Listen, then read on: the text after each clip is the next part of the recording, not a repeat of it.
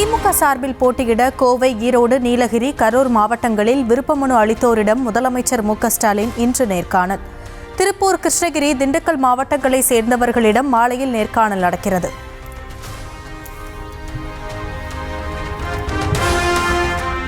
திமுக மேடைகளில் தமிழ்நாட்டின் எதிர்காலத்தை வடிவமைப்பதாகவும் அதிமுக மேடைகளில் ஆபாசங்களை அள்ளி வீசுவதாகவும் முதலமைச்சர் மு.க.ஸ்டாலின் பதிவு. 2 மேடைகளில் எது தமிழ்நாட்டுக்கான மேடை என்றும் கேள்வி.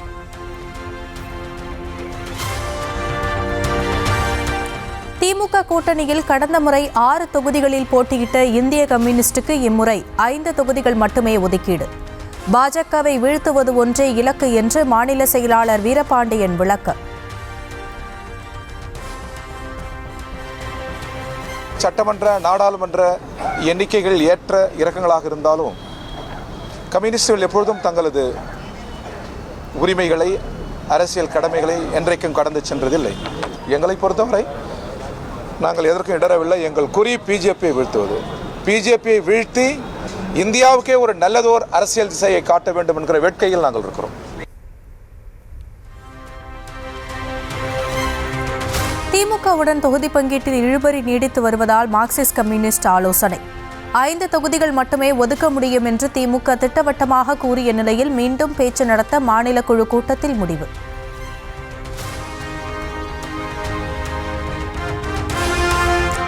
டெல்லிக்கு இன்று செல்கிறார் அதிமுக பொதுச் செயலாளர் எடப்பாடி பழனிசாமி. பாஜகவுடனான தொகுதி பங்கீடு இன்னும் இறுதியாகாத நிலையில் அமித்ஷாவை சந்தித்து பேச திட்டம்.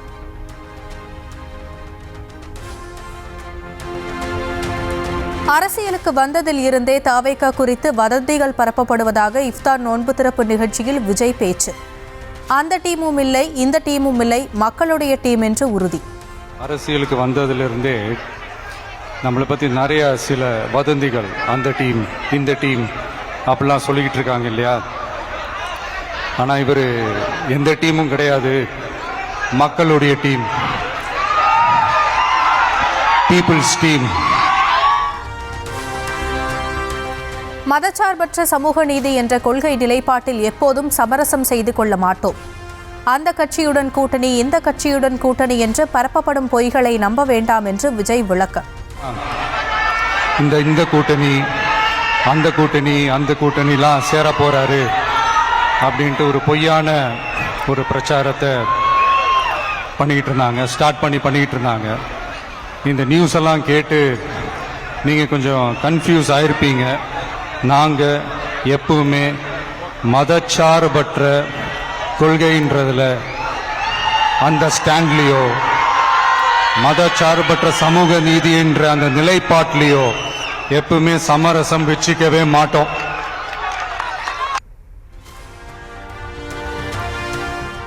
தவேக தலைமையில்தான் ஆட்சி அமையும் என்று விஜய் நம்பிக்கை. அதிமுகவுடன் கூட்டணி இல்லை என்பதை சூசகமாக உறுதிப்படுத்தினார். நம்மளுடைய தலைமையில தான் ஆட்சி அப்படின்றதுல எப்பவுமே உறுதியா இருக்கிறோம். அரசியல்ல யாருக்காகவும் எதுக்காகவும் எந்த விதமான ஒரு சமரசமும் நாம வச்சுக்க போறதே இல்லை. அந்த பேச்சுவார்த்தையே கிடையாது. தவேக தலைவர் விஜய் தனித்தே தேர்தலை சந்திக்கட்டும் என்று முன்னாள் அமைச்சர் ராஜேந்திர பாலாஜி பேட்டி. அதிமுக தலைவர்கள் விஜயுடன் பேசவில்லை என்றும் விளக்கம். அதிமுக தலைவர்கள் யாரும் அவர்கிட்ட போய் பேச்சத்தை நடத்தலையே. அவங்ககிட்ட போய் யாரும் பேச்சத்தை நடத்தல. பேச்சத்தை தனித்தான் நிற்கணும். ஒருத்தருமே போகலாம், தனித்தான் நிற்கணும்.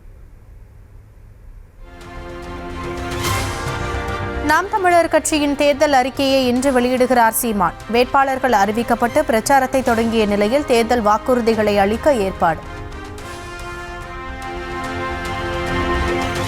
பிரேமலதா தலைமையில் வரும் 23ஆம் தேதி தேமுதிக மாவட்ட செயலாளர்கள் ஆலோசனை கூட்டம்.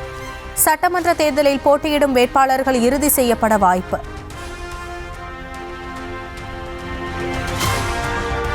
சேலம் அப்பா பைத்தியசாமி கோவிலில் புதுச்சேரி முதலமைச்சர் ரங்கசாமி சுவாமி தரிசனம். புதுச்சேரி தேர்தலில் போட்டியிடும் வேட்பாளர்கள் பட்டியலை வைத்து வழிபாடு.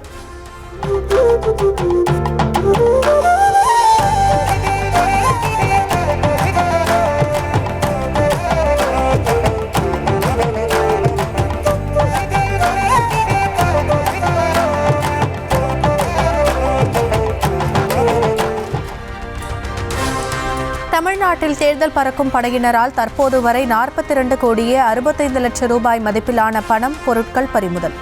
தமிழ்நாடு தலைமை தேர்தல் அதிகாரி அர்ச்சனா பட்நாயக் அறிவிப்பு.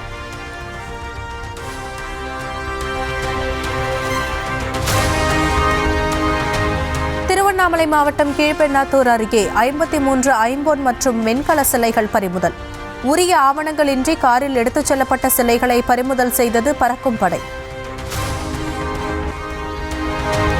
ஹிந்தி எழுத்து அழிப்பு போராட்டத்தில் உயிரிழந்த சிவா திலீபன் குடும்பத்திற்கு முதலமைச்சர் மு.க. ஸ்டாலின் இரங்கல்.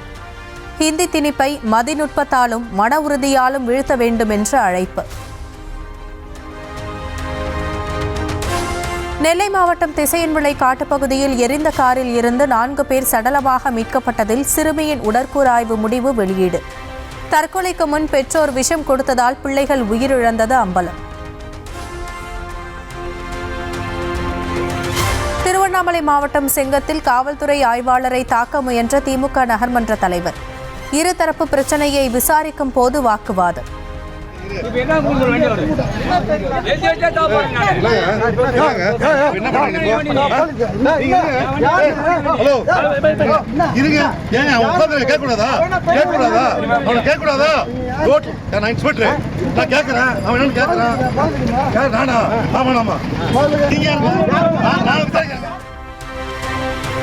சென்னை மற்றும் புறநகர் பகுதிகளில் நள்ளிரவில் இடி மின்னலுடன் மழை. பகலில் வெப்பம் அதிகரித்து காணப்பட்ட நிலையில் மழை பெய்ததால் இதமான சூழல். திண்டுக்கல் மாவட்டம் சித்தரேவு பகுதியில் 1 மணி நேரம் வெளுத்து வாங்கிய கனமழை. குடியிருப்புகளுக்குள் வெள்ளம் புகுந்ததால் பொதுமக்கள் கடும் அவதி.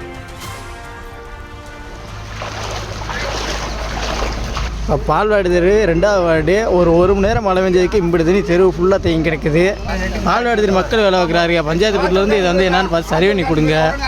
ஒரு மணி நேரம் மழை பெஞ்சதுக்கு இங்கே மரங்கரல அரிச்சிட்டு வந்து எங்கே போய் போட்டிருக்குண்டு. தென்காசி மாவட்டம் சங்கரன் கோவிலில் வெளுத்து வாங்கிய கனமழை. சாலையில் மழை நீருடன் கலந்து கழிவு நீரும் பெருக்கெடுத்து ஓடியதால் வாகன ஓட்டிகள் சிரமம்.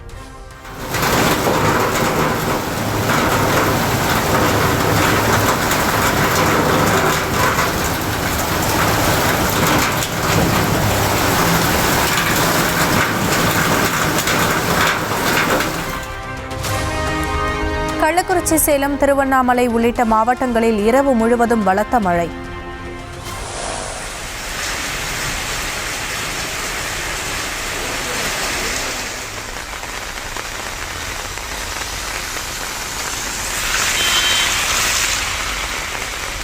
திண்டுக்கல், திருவள்ளூர் மாவட்டங்களிலும் பரவலாக மழை பெய்ததால் விவசாயிகள் மகிழ்ச்சி.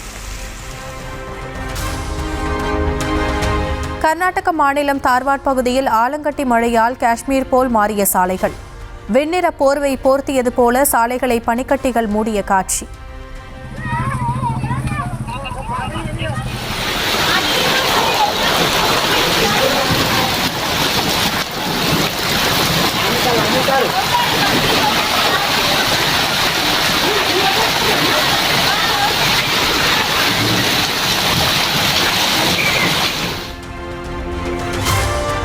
தமிழகத்தின் ஒரு சில இடங்களில் இன்று லேசானது முதல் மிதமான மழைக்கு வாய்ப்பு. இன்றும் நாளையும் பகல் நேர வெப்பநிலை குறைவாக இருக்கும் என்றும் கணிப்பு. பிரதமர் மோடி பாஜக தலைவர் நிதின் நபீன் தலைமையில் பாஜக மத்திய தேர்தல் குழு ஆலோசனை. மேற்கு வங்கம், அசாம், கேரளா, புதுச்சேரியில் போட்டியிடும் பாஜக வேட்பாளர்கள் பட்டியல் இறுதி செய்யப்பட்டதாக தகவல்.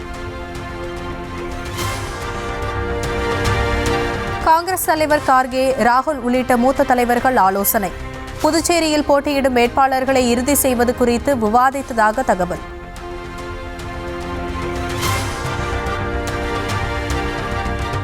குவைத் இளவரசர் ஷேக் சபா அல் காலித்துடன் பிரதமர் மோடி தொலைபேசியில் பேச்சு. ஹார்முஸ் நீரிணை வழியாக பாதுகாப்பான மற்றும் தடையற்ற போக்குவரத்து குறித்து முக்கிய ஆலோசனை. தேவகவுடா, கார்கே உள்ளிட்ட மாநிலங்களவை எம்பிக்கள் 59 பேரின் பதவிக்காலம் நிறைவு. அரசியலில் முற்றுப்புள்ளி என்பதே இல்லை என்று பிரிவு உபச்சார உரையில் பிரதமர் மோடி நெகிழ்ச்சி. आदरणीय देवगौड़ा जी,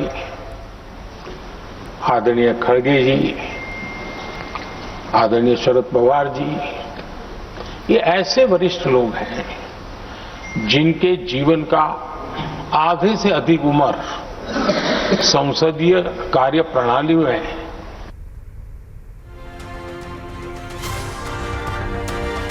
உள்நாட்டு சுத்திகரிப்பு நிலையங்களில் எல்பிஜி சிலிண்டர் உற்பத்தி 40% அளவுக்கு அதிகரிப்பு. ஈரான் போர் காரணமாக தட்டுப்பாடு ஏற்படாமல் நடவடிக்கை எடுத்திருப்பதாக பெட்ரோலிய அமைச்சகம் தகவல்.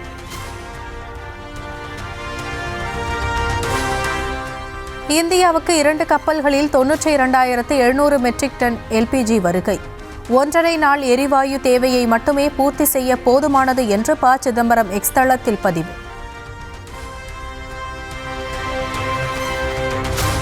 1,10,000 டன் கச்சா எண்ணெயோடு சீனாவை நோக்கி சென்ற கப்பலை இந்தியாவுக்கு திருப்பிவிட்டது ரஷ்யா. மொத்தமுள்ள 7 கப்பல்களில் முதலாவது கப்பல் நாளை மறுநாள் மங்களூருவை வந்தடையும் என்று தகவல்.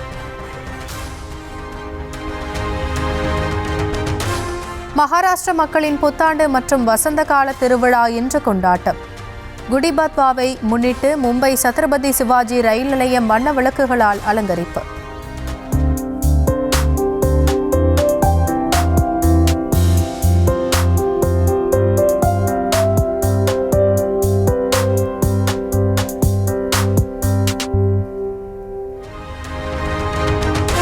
ஜம்மு காஷ்மீரின் கந்தர்பாலில் கடும் பனிப்பொழிவு நீடிப்பு.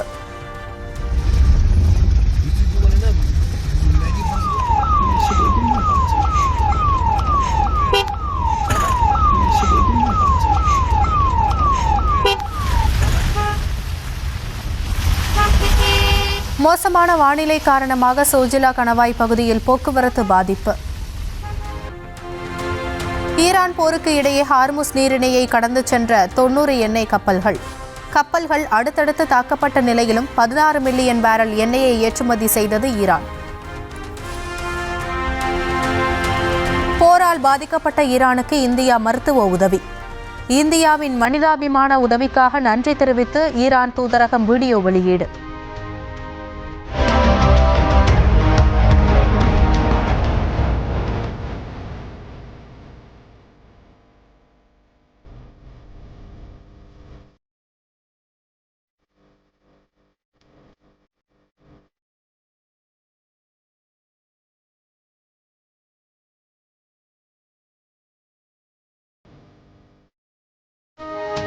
லெபனான் தலைநகர் பெய்ரூட் மீது இஸ்ரேல் திடீர் தாக்குதல். குடியிருப்பு பகுதிகளில் குண்டுகள் வீசப்பட்டதில் 20 பேர் உயிரிழப்பு.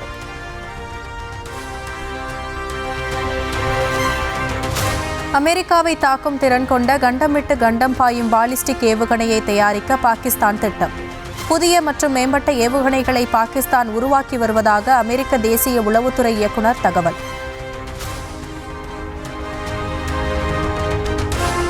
மெக்சிகோவில் நாடு தழுவிய அளவில் ஆசிரியர்கள் 72 மணி நேரம் வேலைநிறுத்தம். ஊதிய உயர்வு உள்ளிட்ட கோரிக்கைகளை வலியுறுத்தி உள்ளிருப்பு போராட்டம். நியூஸ் தமிழ் தேர்தல் பயணத்தின் 21வது நாள் நிகழ்ச்சி. திருநெல்வேலி பிரான்சிஸ் சேவியர் பொறியியல் கல்லூரியில் நடந்த நிகழ்ச்சியில் அரசியல் பார்வையை வெளிப்படுத்திய மாணாக்கர்கள். குத்து கொலை அதுல தான் வந்து நிறைய பேர் போனதா இப்ப இருக்கு. திருநெல்வேலினாலே திருநெல்வேலி ஐயோ அங்க போனாலே அறுவாது தூக்குவாங்களே அந்த மாதிரி பயப்படுறாங்க. ஸோ அதெல்லாம் வந்து காவல்துறை வந்து நல்ல அது அந்த மாதிரி நடத்துக்கிற ஆக்ஷன்லாம் வந்து நல்ல செயல் அதை வந்து இம்ப்ரூவ் பண்ணணும். அந்த மாதிரி காவல்துறையை ட்ரெயின் பண்ற பொலிட்டிக்கல் பீப்புள் வந்து அடுத்த சிஎம் ஆகணும்னு. இங்க லேப்டாப் வந்து ஸ்டூடெண்ட்ஸ்க்கு கொடுக்குற ஸ்கீம் வந்து ரொம்ப நல்ல ஸ்கீம் தான். ஆனா வந்துட்டு அது ஃபைனல் இயர்ல கொடுத்து என்ன யூஸ்னு எனக்கு தெரியல. ஃபர்ஸ்ட் இயர்லயே நாங்க ப்ராஜெக்ட் பண்ண ஆரம்பிச்சிருவோம். அப்போ வந்துட்டு அப்பவே லேப்டாப் வாங்கி இஎம்ஐ எல்லாம் எல்லாரும் கட்டி முடிச்சக்கப்புறம் ஃபைனல் இயர்ல கொடுத்தா அது யூஸே கிடையாது. வேலைக்கு போனா அவங்களே லேப்டாப் தந்துருவாங்க. அதனால இதை ஃபர்ஸ்ட் இயர்ல கொடுத்தா இன்னும் நல்லா இருக்கும் அப்படின்னு தோணுது.